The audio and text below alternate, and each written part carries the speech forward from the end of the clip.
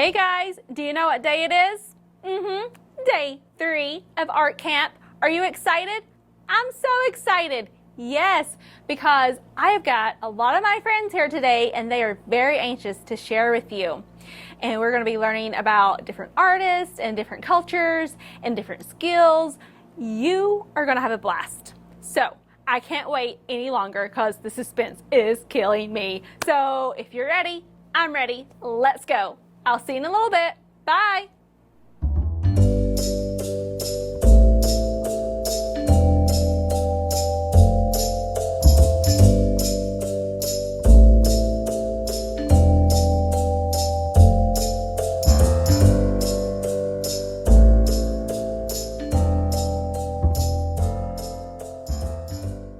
Good morning, everyone. Welcome to day 3 of Art Styles with Miss Carmel. Today, I've got someone very special I want to introduce to you. Her name is Frida Kahlo, and she was a Mexican artist, and she is very well known for her use of bright color and her imagination, and I think you're really going to enjoy some of her work. Well, she grew up in Mexico and in a house called Casa Azul. Does anybody know what that means in Spanish? The blue house. That's right. She lived in the blue house with not only her parents, but 6 sisters. 6. Yeah, you think you may have a lot of brothers and sisters? She had 6. Well, art was one way that she loved to express herself. And when she was little, she was actually kind of sick. She had polio. And so she had to stay in bed for a really long time. And so when she was in bed, that's what she did. She did art. And I've been noticing that art seems to help a lot of people when they're down and out. You know, it kind of just helps bring them out and uplifts their spirits. But later on, when Frida was only like 18, she got into a bus accident. So then that made her sick again. And, you know, like when her body had to heal, so she relied even more upon her artwork. And her art, actually, if you'll look at some of the examples that I'm getting ready to show you, her art reflects not only her Mexican culture, but also the things that were important to her. Her family, her pets. She loved to have animals in her portraits. Also the use of flowers and just her cultural clothes that she would wear as well.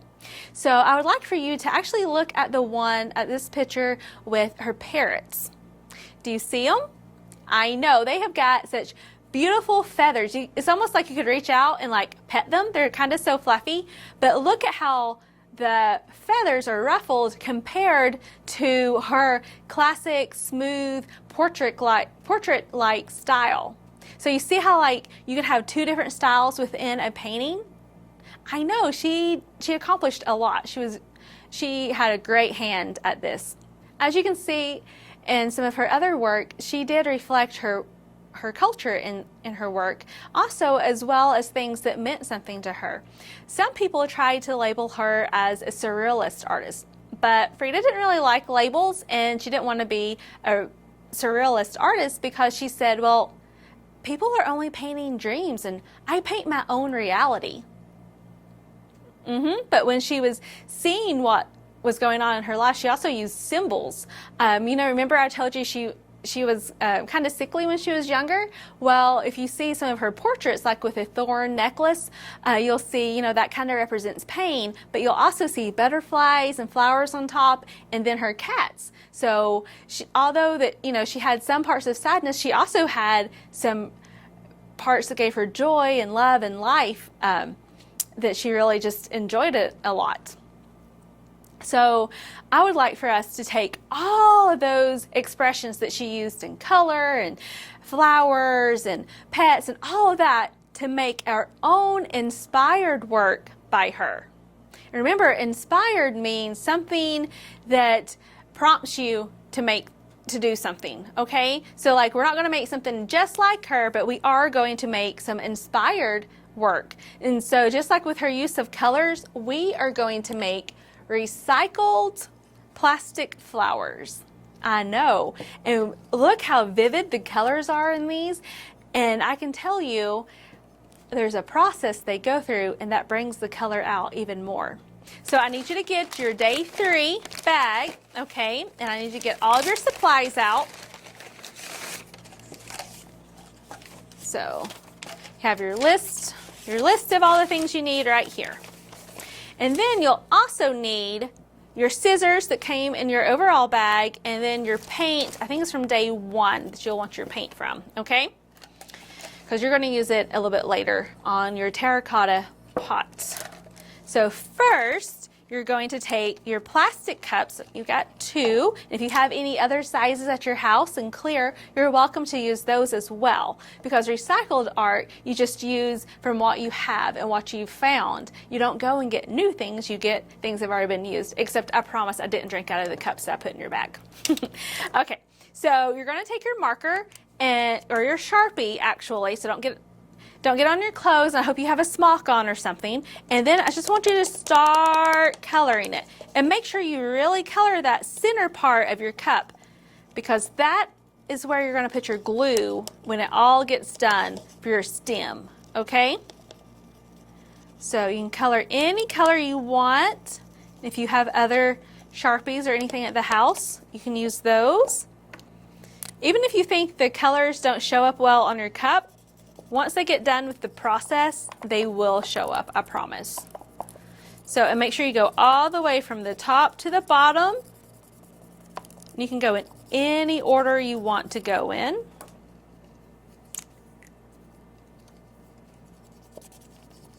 Don't know if you'll be able to see all the colors in my cup,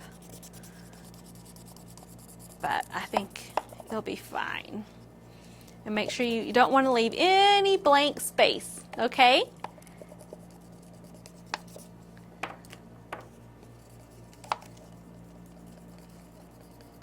That's what you're doing. You want to color it good.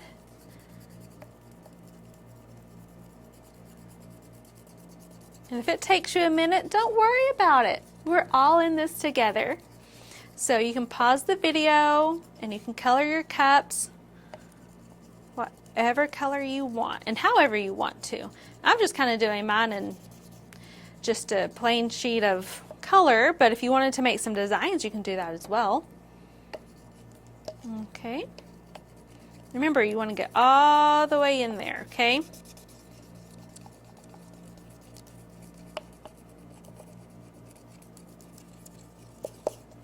So there's one cup. I'm going to do the other one just so you can see me. But you're going to do the same exact thing that you did for the first one, okay? You can go up and down, go across, or you can go long ways, because you'll be able to see your mark that you make on the cup as well, okay? And this is when you'll need your grown-up to help you. So if you have a grown-up within earshot, say, hey, Mom, Dad, Nana, I need you to come here for a moment. Okay, they come? Good. They need to preheat their oven to 350, okay? Because you're going to put your cup in the oven. Oh, yeah. It's going to be cool. But you definitely want a grown-up to help you do that, okay? So have them preheat the oven. And it's not going to take long for this to work. And if you're doing this at home and Mom and Dad or someone is working and they're not there with you, wait for the oven part until they get home, okay? Because I definitely want a grown-up with you to do that part. Okay, so now both of your cups are colored. So go ahead and get your scissors out. I'm going to use some grown-up scissors, but I think I gave you some children's scissors in your bag. So, and you're going to cut, and be careful because sometimes plastic goes, oh no. There we go. Yeah, and you may keep your grown-up there for a minute in case you need some help to cut it, because even for me it can be hard a little bit. And my scissors are different ones than I used the other day. So you want to take and just slice it.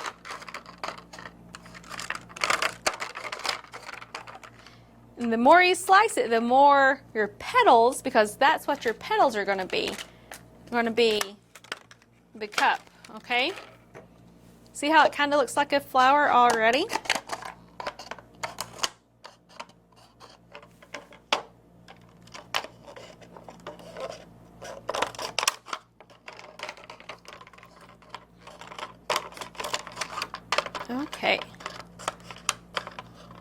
And what are some of your favorite flowers you like to see outside?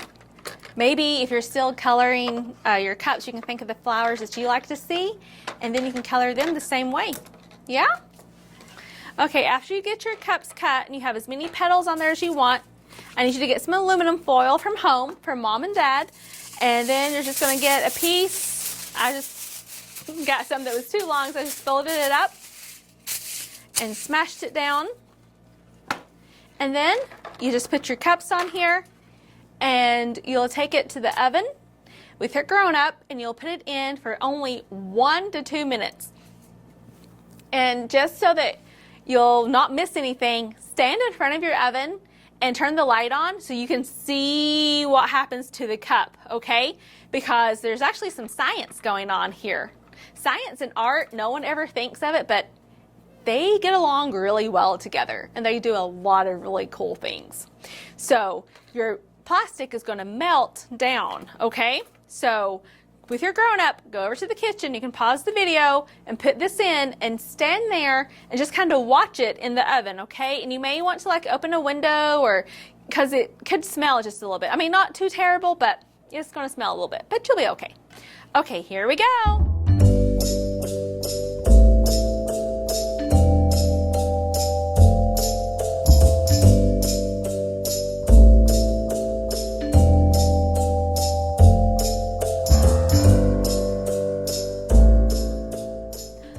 Okay, are you back? Yeah? So did you see what happened to your flowers? Did you see what happened to the cup and they just melted? Okay, so I want you to leave them on your baking pan, okay, and let them cool. Cool completely. I don't want you to touch them while they're hot. So just put them out of your way. But while you wait for your flowers to cool, take your terracotta pot and then take your paint from day 1, I do believe. You can get it out, and I want you to paint your flower pot, okay? You can do whatever design you want because it's yours. And remember, we went over, because this is the one I did, we went over color and color theory, and I know we keep studying it because it's very awesome. So you may have your primary colors. And what are your primary colors again? Red, yellow, red, yellow, and blue. That's your primary colors. And then you mix some of those together and you can get your secondary color. So say you wanted to put purple on your flower pot. What would you put together? That's right. You would mix a little bit of blue and a little bit of red together. But what if you wanted something that was a little shade darker or a shade lighter? That's where your black and your white come in, okay? And those can help you get tints and shade.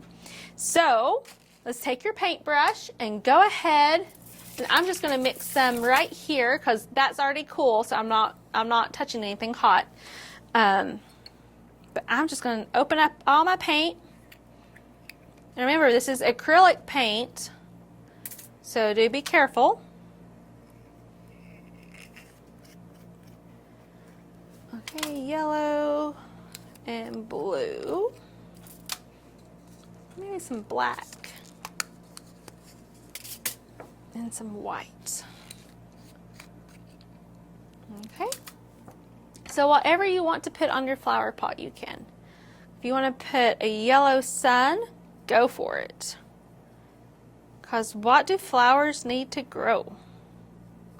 That's right, they need sunlight and they need rain.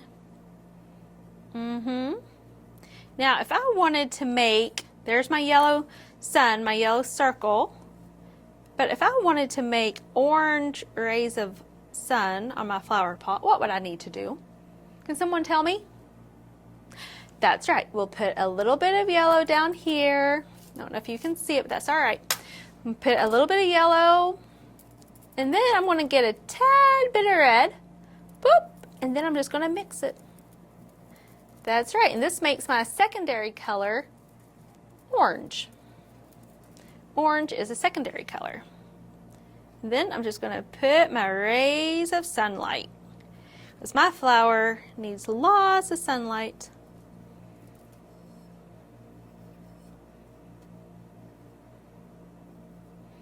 Okay, I've got my my orange. Make sure you can see that a little bit.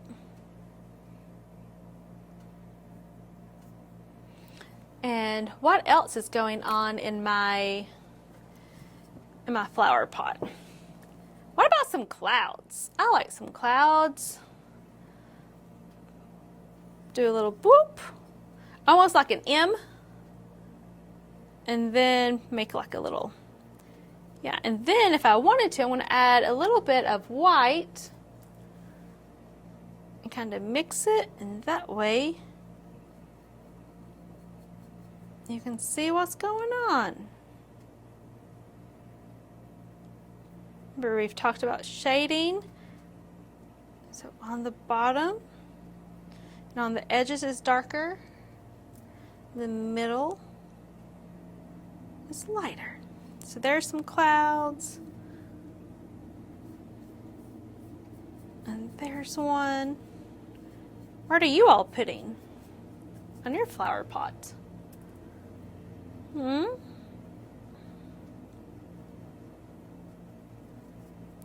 Yeah, because you know, if you're watching this live, you can go ahead and type into the comments on Facebook and we can talk to each other. You can share your ideas or your questions with me too. But yeah, so I've got a couple of clouds going on. I got the sun. And I wonder what else I need. What about, I think I'm going to get a purple heart. Can someone tell me what is purple? What do I need to make purple with? A little bit of red, a little bit of blue, and mix it together. But if I want more, oh, that's a pretty blue. Or pretty purple. Yep, there we go. Maybe some white because it's going on my flower pot. It's got some black on it, so I want you to be able to see it. There we go. I'm going to put a heart because I love art. That's my heart, and that's what it represents for me. Oh, look.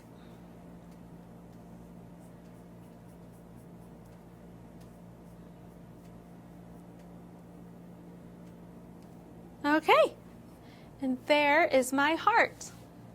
So I have a heart, a cloud, and a sun.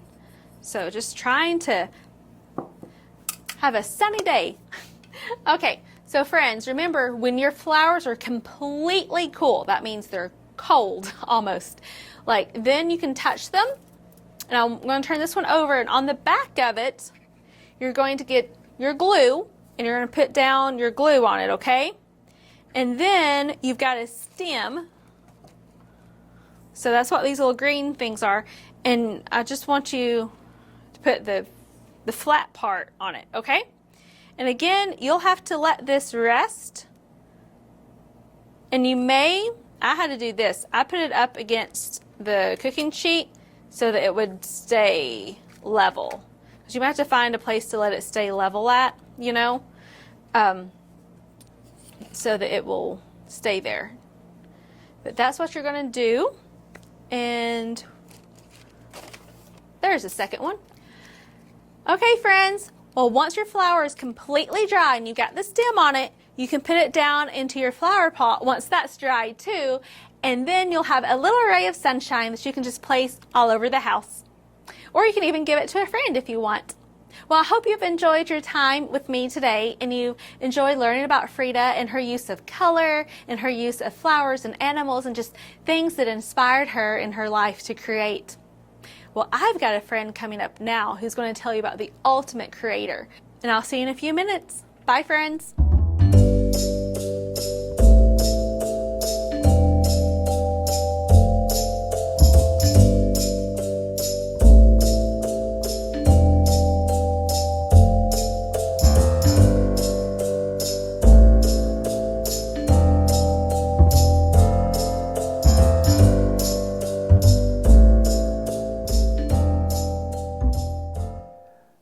Good morning, boys and girls. My name is Mr. Tim, and I am the Minister of Engagement and Evangelism here at Central Baptist Bearden. Welcome to Art Camp, and I'm going to be sharing with you today a Bible truth that I think is very important for us to learn. Our scripture passage is found in the New Testament in the book of Philippians, and it's in chapter 2, verses 14 and 15, and it says, "Do everything without grumbling or complaining or arguing, so that you may become blameless and pure, children of God without fault, in a crooked and depraved generation, in which you will shine like the stars in the universe." I've cut out a star for us today just to be reminded of the stars in the heavens. But you know, this star is very plain and dull, but the stars that God has put in the heavens are so bright and they just shine. And even though they're trillions of miles away from us, we can see them on a clear night when we go outside and look, because they just shine, they just stand out. And that's what God is telling us to do here in the scripture, is to be like bright stars shining bright. And the way we do that is when we are asked to do something, we don't complain or argue or get upset about it.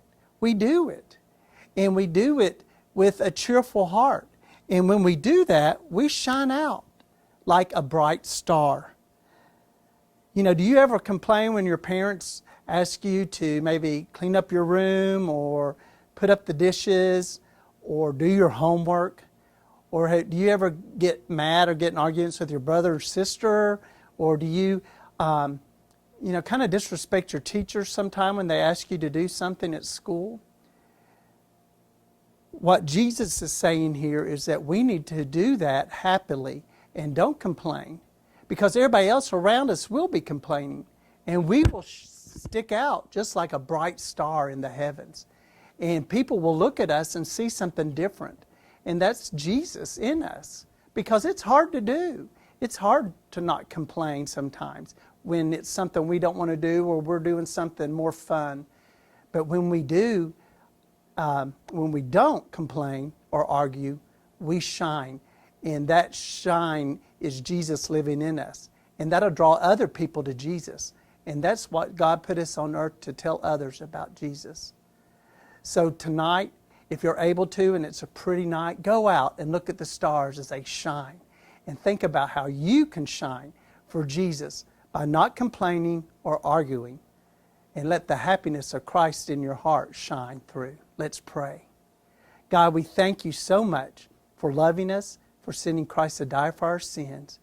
Help us not to argue and complain, so that we shine like the bright stars in the heavens for you. And it's in Jesus' name we pray. Amen. Now I hope you have a great day and enjoy the rest of Art Camp. Bye-bye, boys and girls.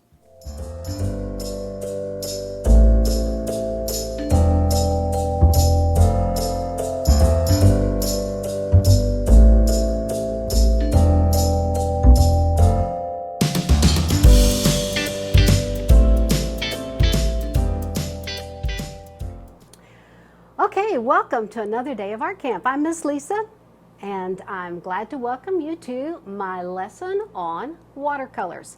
So, in your kit, you should have had a pack of watercolors. They're very basic colors, and you'll have some special paper, and the paper is sort of a heavier kind of paper.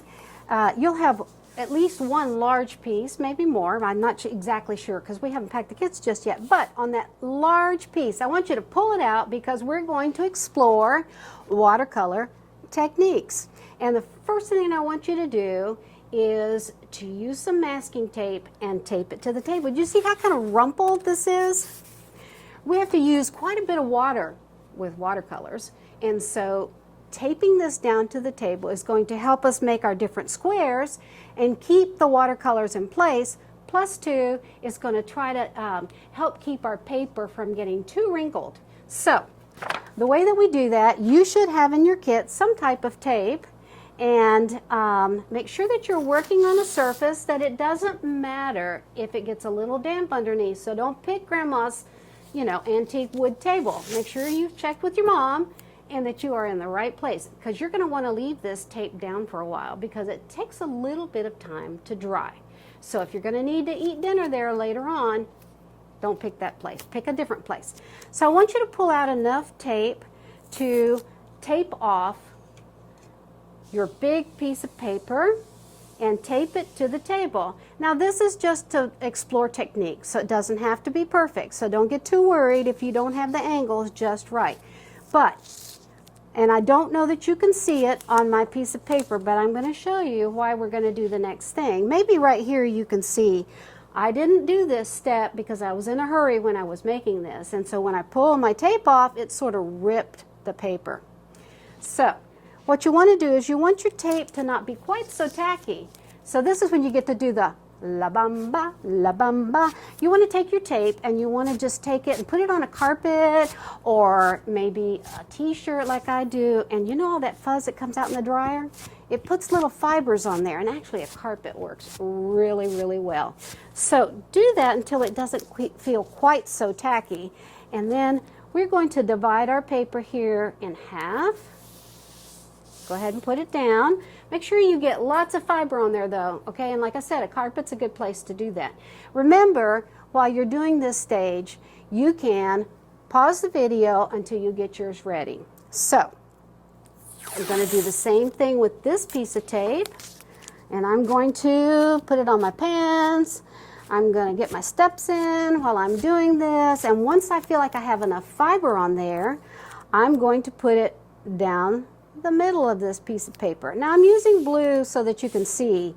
I don't know how wide your tape is, but again, we just need enough to have some little squares so we can explore watercolor technique. So you're going to need 2 more pieces of tape. So follow the same process. Again, pause the video until you're ready and you have all of your pieces of tape in place. And we're going to put a piece right there. And here we go again. Now I'm not doing this very much. You need to do yours just a little bit longer, especially if you want to keep this and not tear the paper up when you take it off. All right, so now that you have 8 squares, let's talk about watercolor. Now, the different techniques that I've done right here, we're going to explore how water on watercolor works. This has salt on it after I've put the watercolor color down. This one is alcohol, and it's just basically rubbing alcohol. And I'm going to show you the supplies that you've got in your kit so that you know which supply goes with each square. And then we'll do it in turn, in step. Now, this one you can barely see because I should have chosen a little bit better color, but this is a candle that I rubbed on there first, and then I put the watercolor over it, and it sort of had a resist action, so it didn't take pigment where the wax was. This one is a crayon, and this one right here was a, let me think, what was that? Let's see. I think that one must have been, oh, I know, tissue paper. Yes. Okay, so you probably have some tissue paper in there too. This was created with plastic wrap, and this is a splatter effect. Okay, so now that we know what everything is, and I've got a dry one here because I want to show you what it looks like when it's actually dry. This may not dry for at least an hour, maybe longer. It depends on how much water you put on your paper, okay? The supplies that you're going to have in your kit, a small piece of sandpaper, and I didn't mention that one because we're going to do it first on my dry one, and a piece of plastic wrap. You probably have some tissues or a tissue, and then this called an alcohol prep. You probably just have 1, maybe 2, and a Q-tip. That's for our alcohol one. Maybe a light colored crayon. It might be something, like this. A white birthday candle. And this just happens to be a toothpick. Every now and then I put something extra in, but you're not going to get one of these in your kit. Okay, so let's see.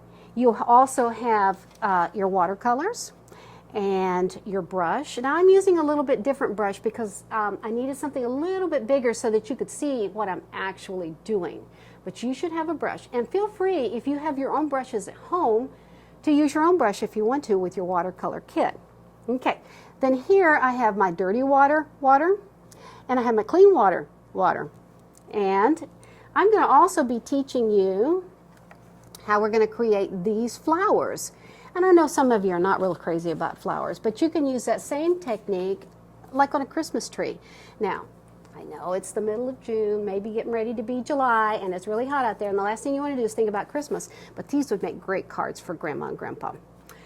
All right, and then this is just a sample of some of the technique that we're going to work, because you need to know how to make the petals in order to make your flowers, or just to learn to drag from the dot that we're going to make so that you have a wash, a watercolor wash. All right. Now, again, in your kit, you should also have some smaller pieces of watercolor paper. We're going to be using those later. And you've got some type of tape. Okay. So the first thing that we're going to do is we're going to use our sandpaper, and you have a small piece. It doesn't take a very large one. And I think I'm going to do this because we're learning how to create texture with watercolor using different techniques. And I'm going to use one that's already dry. And you can't use your sandpaper on one of your squares to see what it does until after it's dried. So don't try to do it while it's really wet, or it's just going to tear the paper. So let's take this one, which is just water on water. And you notice that my paper wrinkled, and so where I put water, it sort of made this line. And maybe that's not what you want. So I'm just going to take this and I'm going to try to rub it out. And let's see, you have to use just a little bit of force. I'm just taking my paper and rubbing out some of that color. And it's such a subtle effect that you may not even really be able to see it when you're filming, but you can see it in person. So you might be able to tell the difference between this lighter spot and what these watercolors look like right here. Okay, so the sandpaper has removed some of the pigment that was on this piece of paper. So just keep in mind that once your painting is dry, you probably, if you're real careful, you might be able to do it while it's still damp and get up more of the tooth or the grain of the paper. But working on it dry is probably a good way to start. Okay, so you can pick any color that you want to for your different squares. Again, this is the dirty water, and this is just a little tip. If you always rinse your brush first in the dirty water and then in the clean water, then you're not muddying up your picture, okay? So what I'm going to do is, let's say I'm going to use blue, which is what I did in my sample, and I'm going to pick up some pigment. I'm not going to mix color right now, and I'm just going to cover this square with blue pigment, and there's nothing in my dirty water yet, so I'm just adding a little bit of water to this. Okay, now the first time you use it, you don't have to be as careful about which one you dip your brush into, but we're just covering that square with pigment. And let's say I wanted to do a different color, so I'm going to rinse in the dirty water, and then I'm going to pick up water from the clean water. And let's just for the sake of changing it up a little bit, I'm just going to put a little bit of orange over here just to kind of make it a little bit different. And you know, when you mix orange and blue, what do you get? Green. Okay. Now let's say I want that orange, whoops, sorry about that, orange to be just a little bit brighter. So I'm just going to come in. And again, this is just a background so you can sort of see what the effect is. Okay, so rinse your brush then in dirty water. You also have in your kit this or a similar piece of paper towel, and that's good because a lot of times, depending on the size of the brush that you're using, you pick up too much water and you might not want that much in your picture. So you can always blot it right there, and I'm just going to take my brush and I'm just going to put a few dots on here and just see what starts to happen. And I'm going to make that just a little bit bigger on over here so you can get the idea of the effect. So by adding clean water to the top of the pigment that's already on the paper, you can get this sort of starburst effect. Now, we'll probably try to include a still shot of this so that you get a good idea of what it looks like when it's finished. So that's one technique. So let's move over to box number 2. And I did red, so let's do red. So I'm picking up quite a bit of pigment with my brush, and I'm just going to cover the box. And again, I'm working with it while it's wet. So it's important for you to follow along. You can always pause the video and do the next step after everything's done on one of the boxes. But you don't want to let this dry because you do not get the same effect. Now, it's not really all that important how you do your brush strokes on here. Again, we're just learning what different things do. And so I think I'm going to add just a little bit more pigment so we can see what effect the salt has. Okay, I might have missed telling you that you had a package of salt, and that's not for the lunch that you're going to eat while you're doing this. This is actually for this technique. And just open up your package of salt, and you don't have to put the whole thing on there. Just gently put some of the salt down on there. Okay, and then just let that sit.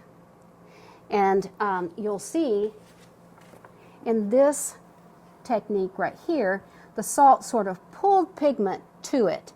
And because it did that, it created this wonderful texture.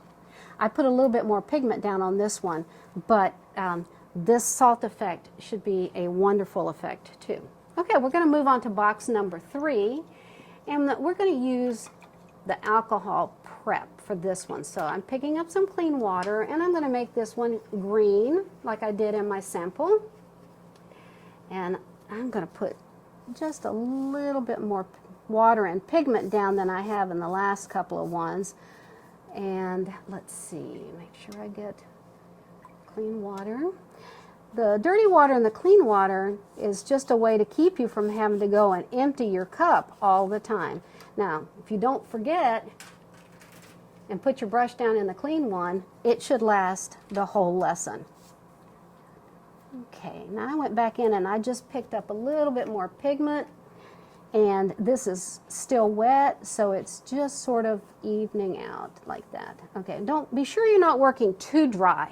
You don't want so much water that it's seeping into the other squares, but you want it to sort of have a wet look to it when you start to do the different effects. Now in this case, take your Q-tip and your alcohol prep, and you could work with a square if you want to, but really all you need to do is just dab your Q-tip onto the alcohol prep and then dab it onto your picture. And I'm just going to dab it here with the Q-tip.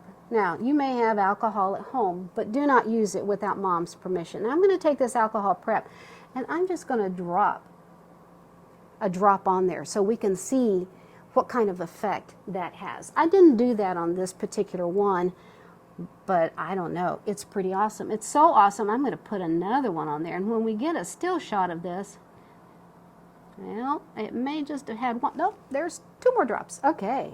So that is working with alcohol and your watercolor wash. Okay.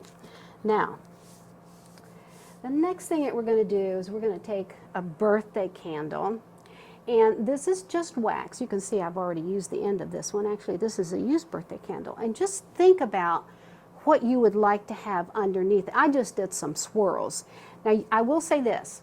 You do need to put quite a bit of pressure on there. Don't worry if you break your candle because, you know, you only got one, so you're not going to be using it on a piece of birthday cake. So, I'm going to just, again, do swirls. And I'm putting quite a bit of pressure on there because I want that wax to get down into the grain of the paper.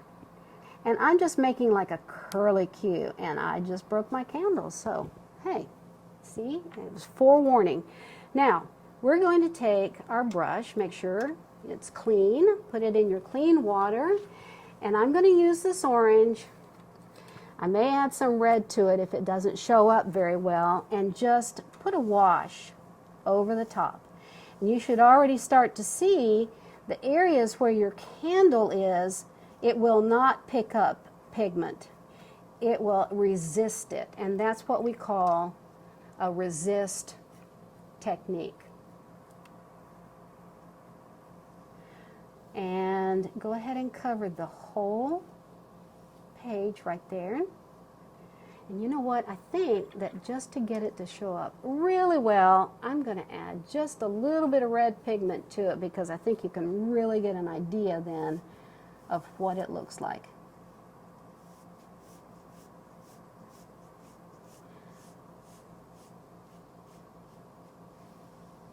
Okay. Now, we're going to let that dry, and we'll move on to the next one. Dirty water, clean water. Now, the next one, take whatever color of crayon that you've got. I'm going to use, at home, I had an orange crayon, so I'm going to sort of use this flesh-colored one, and I'm going to create this spider web effect. Now, this is real easy, but it's kind of neat to be able to show you. We're going to try to use a little bit darker color so that the light color of the crayon comes through. So to create a spider web, all you have to do is, and let me show you here on this part right here, is I put a line here, I put a line here, and then I went diagonally to both corners, and then I just did the loops, okay? So that's what we're going to do in our picture. So first I'm going to start, and I am using the color so you can see it just a little bit. I'm going to put a line down the middle. I'm going to put a line down the side. I'm going to put a line from corner to corner, and I am pressing fairly hard. And a line from this corner to this corner. Go over it another time if you want to. Okay, I'm putting quite a bit of firm pressure down so that the crayon actually connects with the paper. And then I'm just going to make like a little loop right here. And you know, spider webs are totally symmetrical, so you just do a loop at the same place on all of the strands. Okay? And your loops are always going to be kind of rounded and pointing towards the center of the spider web. So, again, if you want to take time to draw this, go ahead and pause the video. I'm probably going to do this very fast, but you don't need to. And just restart it when you're ready. Again, I'm lining all of my spider web loops up with the one on the previous side so that it is, as nature intended, totally symmetrical. Okay, or I should have said as God intended. If you've ever looked at a spider web on a dewy morning, there is nothing more beautiful or outstanding. Okay, so in this case, I used a combination of colors. I wasn't real happy with the output, so I think because it's kind of a Halloween-y type color, I'm going to just go ahead and go with a dark color. And let's hope that it comes out looking really awesome. So I'm going to come across here with my dark paint. And I'm not going to put a lot of pigment on there. In fact, I'm going to just pick up some clean water and just sort of spread it across. And I'm going to sort of have a gradient, a little bit of a gradient effect, where it's a little darker at the top and maybe not quite so dark at the bottom. Okay, now to get the full effect, you really can't see it until it dries. Okay, so, oh, I think that's going to look really great. Okay, let's move on to the next technique. Now, the next technique we use to tissue paper. And tissue paper is a very subtle effect. So, I'm going to use Miss Carmel's favorite color, purple, and we're going to make this square totally purple. If you don't have enough water, go ahead and rinse your brush, pick up some more water, and just go ahead and put down a layer of water. And then you can put your pigment on top of it. Now, don't worry if your paper buckles just a little bit. That's the nature of watercolor paper. It does soak up some of the water in the paint, and taping it down has a way of helping keep it just a little bit flat. Now, for you to really see the effect of the tissue paper, I'm going to have to put more pigment on here and make it darker. So I'm going to come in with quite a bit of color, and you notice it's very wet, which is what I want, because then we're going to pick up some of that with our tissue paper. And I'm not going to do it even all the way around. It's going to be a little darker, and as your paper buckles, water's going to run to areas that are lower, because that's what it does. It sort of wants to pool in an area. All right, so hopefully we'll be able to see this technique. Now take your tissue paper. If you didn't get tissue paper, you know, just anything, toilet paper or anything like that, and sort of bunch it up in a kind of neat effect, you know, so that it's not just flat, because you want the ridges to pick up some of the color, but you don't, it's not a matter of taking all the color off, you just want some of it taken off. So make sure that you have it kind of like in a nice wad that looks good, okay? And then just very gently, straight up and down, come and take off some of the paint. Now, turn it the other way, and you can see that it's going to take up paint in an irregular fashion, and it's going to leave behind just a real neat, what I call a mottled effect, where it's, you couldn't have created it with a brush. It's very indistinct and very subtle. Okay, I know those are hard words, but it's real hard for me to explain them any other way. Okay, so we're going to let that dry, and we'll have a better idea of what that looks like after it totally finishes drying. So that's another technique. It all depends on what you're painting, you know, as to which technique you might want to use. Now, if you're going just totally modern and you're just using blocks, and you know, you can try an assortment of them all together. This last one is, well, it's actually not the last one. The last two are really my favorite. So I've cleaned off my brush in my dirty water, and I'm going to pick up, this time I'm going to do 2 or 3 colors, because we are going to get this very neat effect, which is almost, well, I don't know, psychedelic. It makes me think of tie-dye. Okay, and this is where we're going to use our plastic wrap. So the first thing that we need to do, I'm going to go ahead and just put some water down so that it's nice and wet, okay? So I'm painting just with water, not a problem. And I'm going to try to recreate what I did the first time, and I'm going to put some black on one side. Or maybe it was brown, I don't know, but oh, look how that just sort of bleeds into where I've put the water. Okay, clean your brush. The next thing I did was a blue. And I'm picking up quite a bit of pigment here, and I'm going to just sort of put it over here. I'm going to run it into the black a little bit, but not a whole lot, because I don't want it to get muddy. I want it to have that really pretty look. Okay, clean my brush. I'm going to pick up some red for this other edge,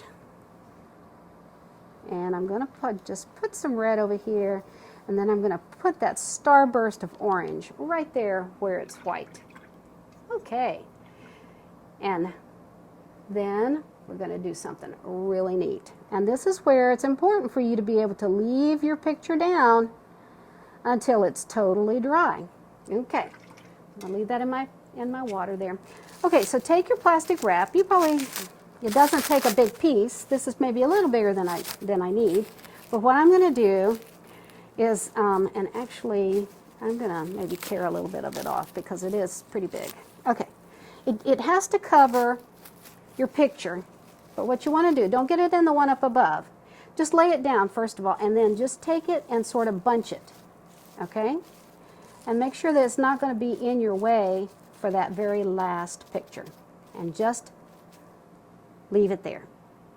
Don't try to arrange it in any special way. Just let the plastic do its work.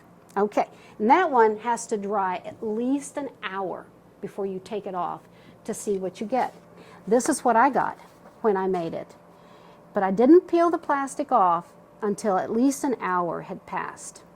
Okay, the last technique that we're going to do is the splatter technique, which is a lot of fun. And this is where it's really important for you to be working somewhere where you may not, you know, have to worry too much about getting stuff on things. Now, the splatter technique, you might want to wait also until some of this other stuff has dried. And you can always pause the video and come back to it later. But for the sake of showing you how to do it, I'm going to show you today. And I'm just going to use these pieces of Kleenex to sort of, you may have some scrap paper in your kit where you could, once it's dry, let's say you're wanting to keep this as a keepsake to show what you've done, you want to cover these up so that you don't get splatter all over your other pictures. Okay, now the plastic wrap you don't need to worry about too much because it has got plastic wrap on it. All right, so what we're going to do is decide which colors you want to splatter. Okay, so we've got quite a bit of color here, and we've not done hardly anything with green, so let's let that one be the first thing.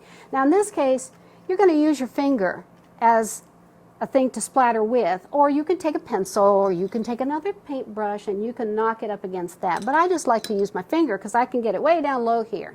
And all we're going to do is we're just going to carefully, remember now, if you're working in your living room, all over carpet, make sure that you have it protected. So I've got a nice splatter of green, and I think that's enough green. So I'm going to go to the dirty water, and I'm going to pick up some clean water, and I think I'm going to do some purple, Miss Carmel's favorite. Okay, and here we go. Okay. Ooh, that's sort of a Jackson Pollock effect. It's really neat. It's like throwing paint on stuff.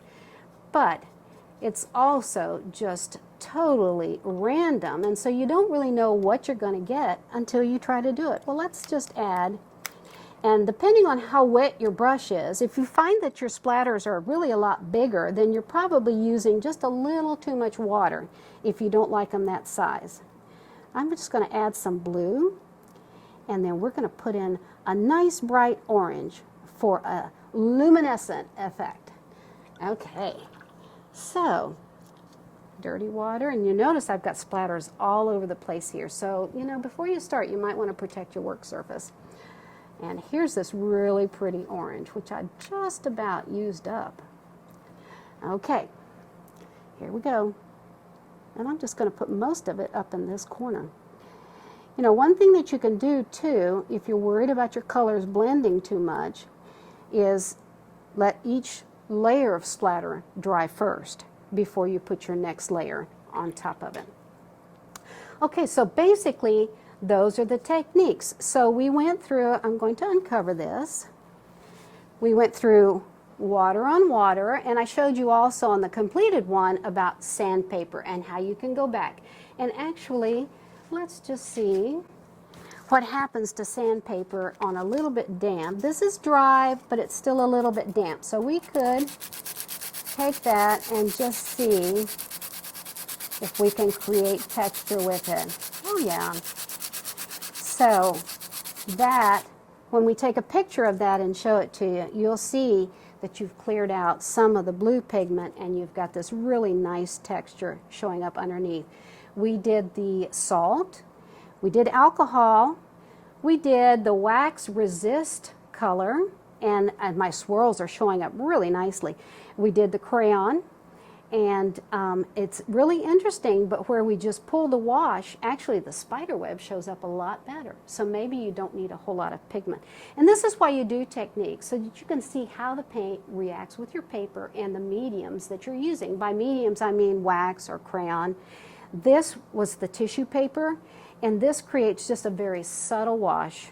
Then we have this, which is going to have to dry, but you remember that it creates this nice little, everywhere that the plastic was laying down, it sort of moved it around and it created this nice sort of alligator-like texture, alligator skin texture. And then we have the splatters, which is just a series of dots of different colors. Those are some of the techniques, and it's just, those are just a few of the watercolor techniques that you can use.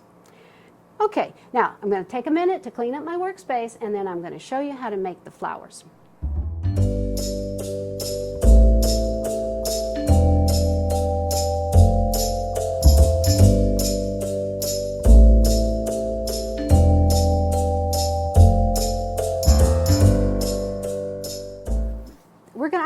teach you how to make these flowers. And this flower basically just uses a dot method. And then you pull water down and create a wash from the color. So what we have to do is we have to practice putting down dots and then pulling it with just water. So what I want you to do is to take one of your small pieces of watercolor paper, and this is the time to practice, okay? So again, dirty water, clean water. Practice with the blue, and what I want you to do is just pick up a lot of pigment. Now we're just going to be working with the very tip of the paintbrush, okay? And we're going to put down 3 dots.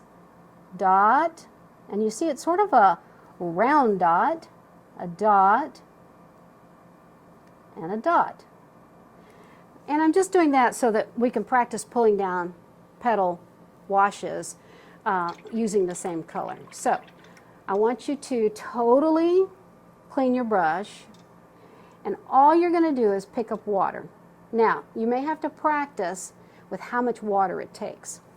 And I'm going to try to move this over just a little bit so you can see it in side video. Okay, when I put my water brush down, I'm not going to start at the dot. I'm going to work my way up to the dot, and then I'm just going to do squiggle, squiggle, squiggle. Okay? I'm going to do the same thing with the next one. Make sure your brush is clean. Pick up some water. I feel like I had just a little too much water, so I'm going to dot my brush before I get started, and I'm just going to work my way up to that dot. And I'm not going to come all the way to the next petal. That's another thing that I want you to practice, is leaving a white space between the wash, the petal washes. Okay, I'm going to clean, I'm going to pick up some water, and I'm just going to dot it a little bit. So all I have on my brush is water, okay? And I'm going to come up to this one, not starting, and I can already tell I have too much water there, so I'm going to start by just barely bringing the tip of my brush up to that petal. And, you know, if you feel like you didn't get enough pigment, you can go back in, if you need to, and pull out just a little bit more, okay? So what I want you to do is, I want you to pause the video and I want you to practice. Now,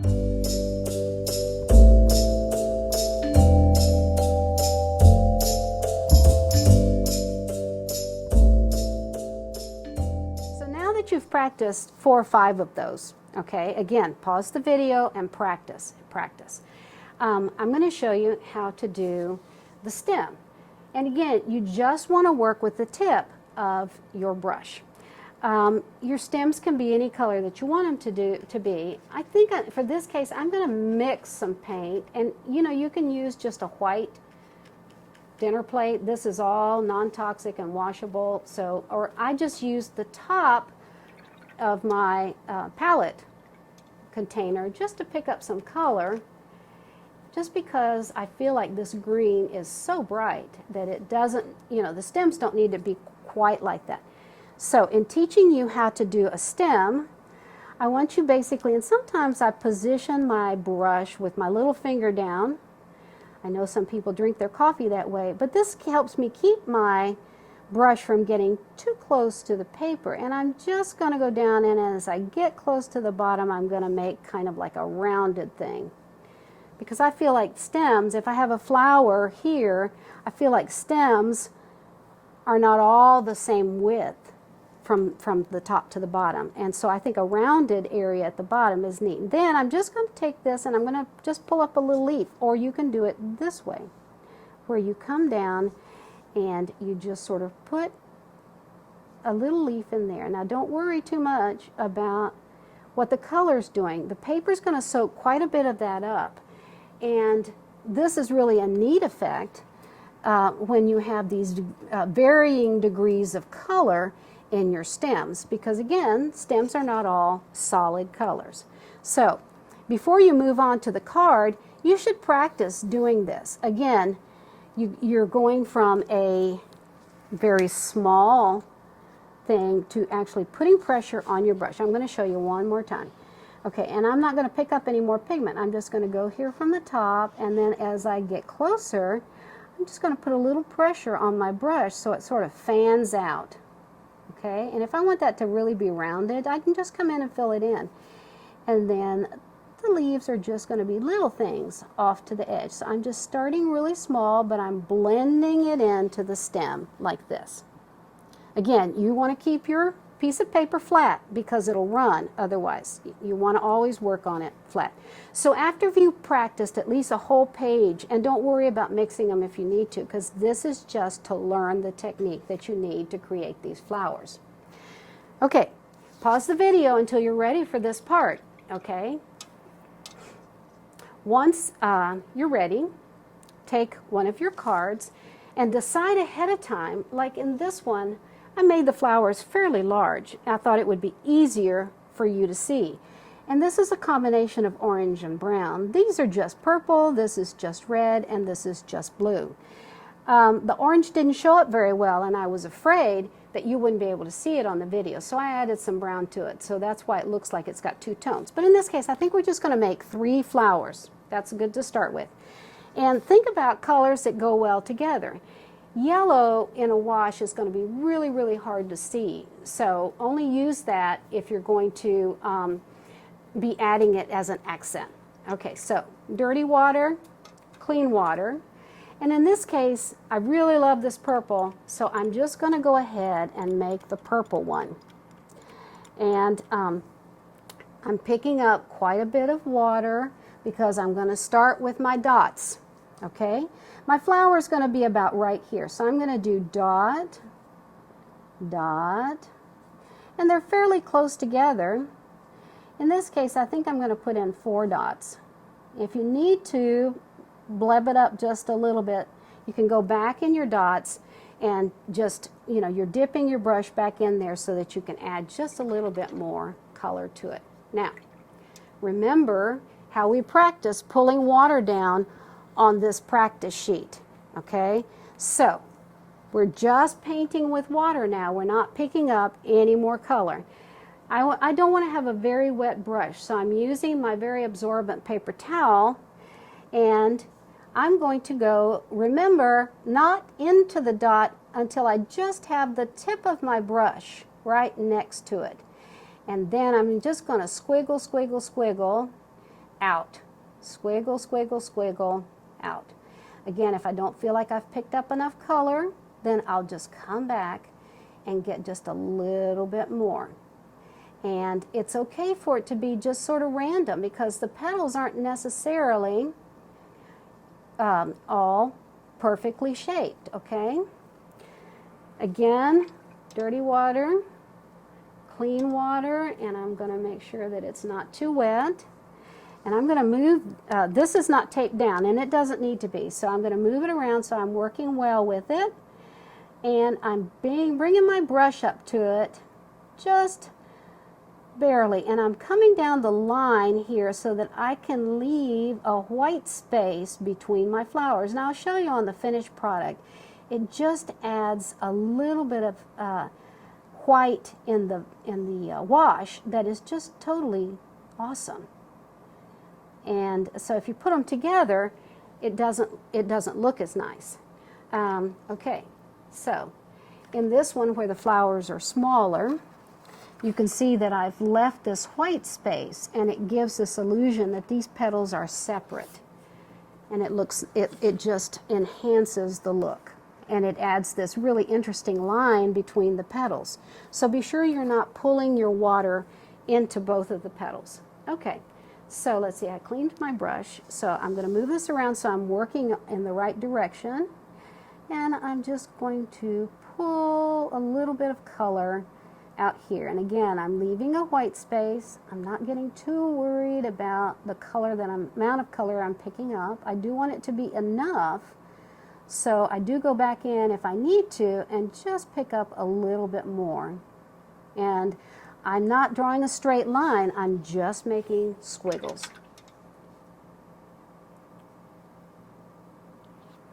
Okay, and then this very last petal, we're going to make it nice and big. Again, I'm just taking my brush and making it a squiggle effect. And you say, well, there's not very much paint down there, but that's what makes it so beautiful, is that it's so delicate. Now we're going to go back in a little bit and we're going to add a darker color, but first we're going to work on our second flower. And let's do red because red shows up really well. Now remember, dirty water, clean water, and you do need enough pigment so that there's enough to pull down. So make sure that you don't just do one particular swirl. Get a lot of paint on there. Again, these are just your dot effects, so we're going to do it. Let's say that we're going to do it right here. Dot, dot. Maybe this one has 5 dots. So we'll bring it around here. And again, I think I need to come back and just make sure that I've got plenty of paint and water there. So I'm just making my dots just a little. It pulls up water and pigment from your brush when you go back. And so it ought to look like a little bubble of paint. All right, dirty water, clean water. Now, remember, bring your brush, get it squiggling before you get it to the paint, and then just sort of slowly pull paint, squiggle, squiggle, squiggle, squiggle. And the water helps it spread. Now, right there I've got a bubble, so I don't want that bubble, and I worked on it a little bit. Okay? Now I'm going to not pick it up, but I'm going to twirl it around. And dirty water, clean water, but not too much. And I'm going to work on this one. I'm coming up to it. I'm sort of sneaking up on it. And again, I'm not running my brush all the way over to the other petal because I want to leave that nice, interesting line between the petals.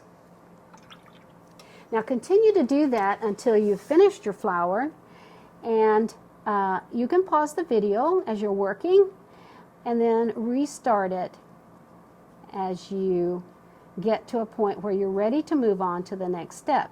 I'm going to finish by putting one more flower in this set on this card, and then I'm going to show you how to do the stems.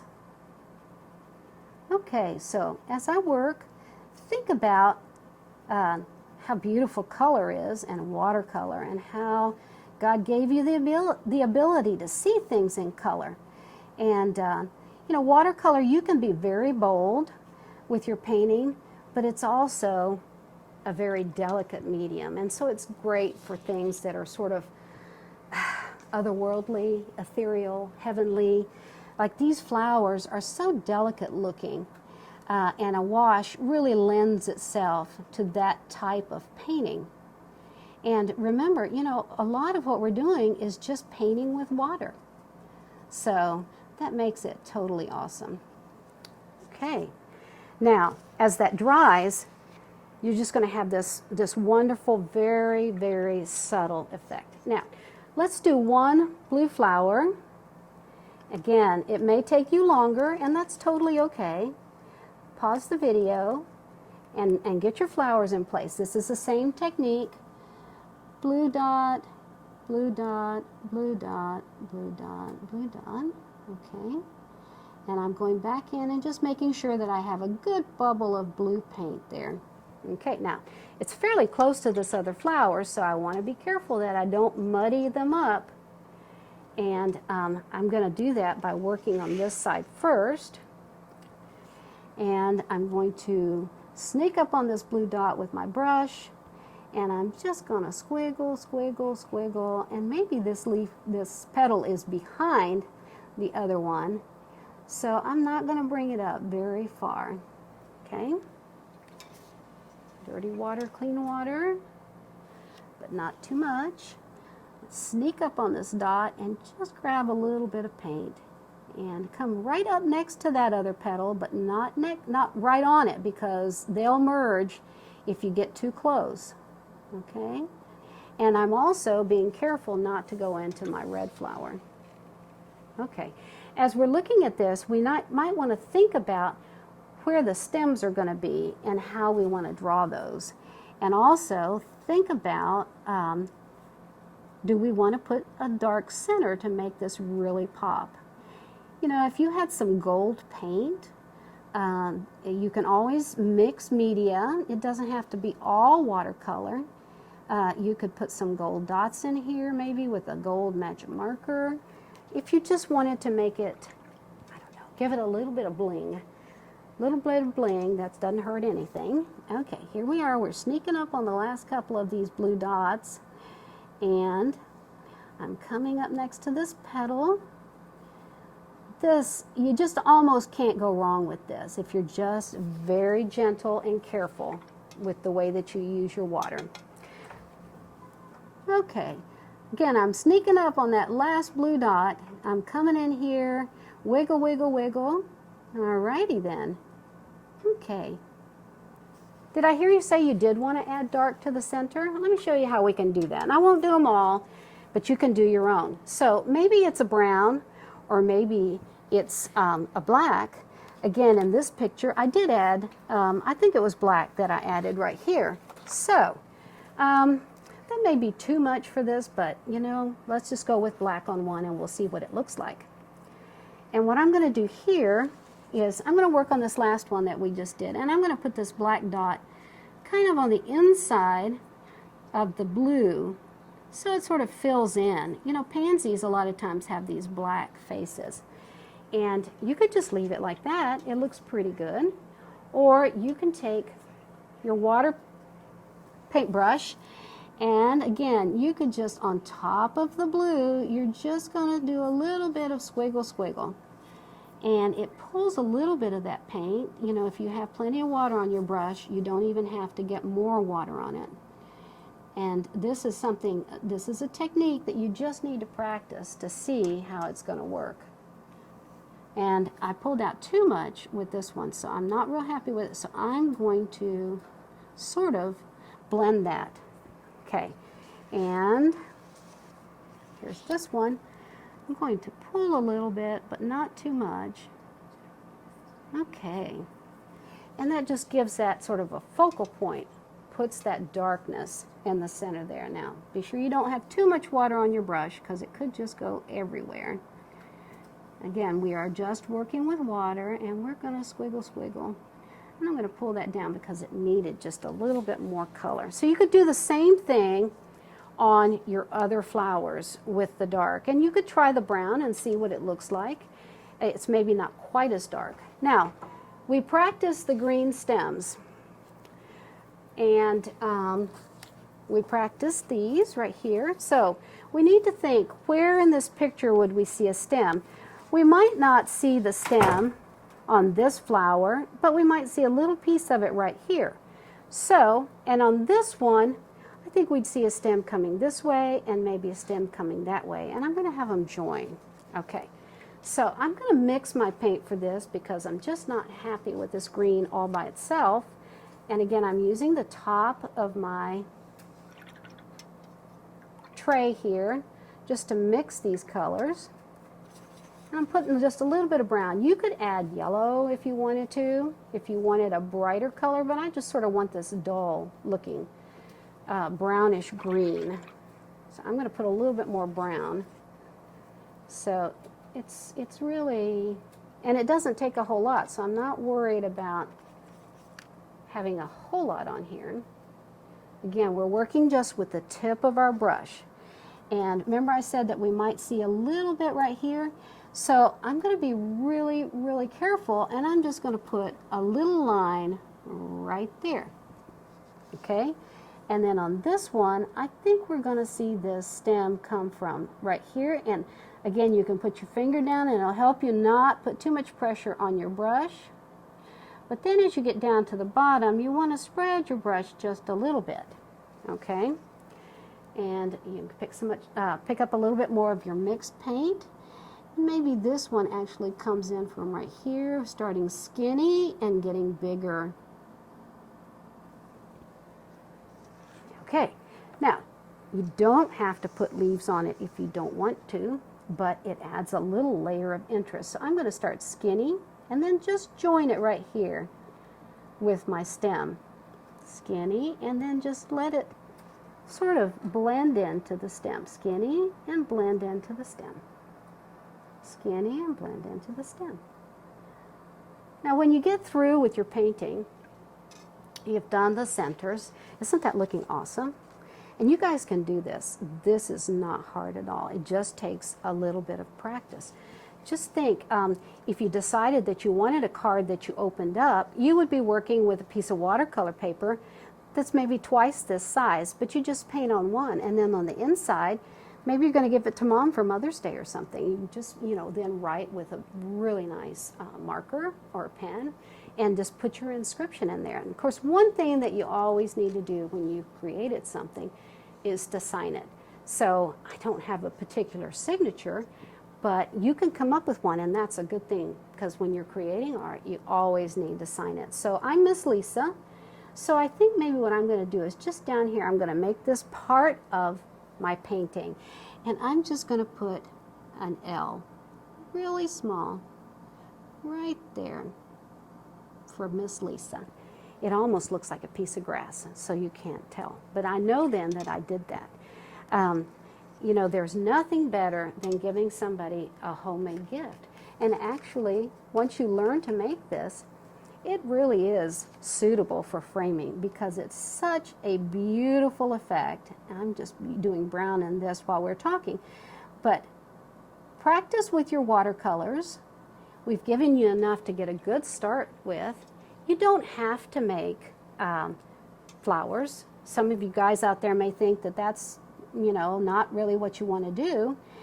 But think about something else where you could create something using this dot effect and maybe a wash.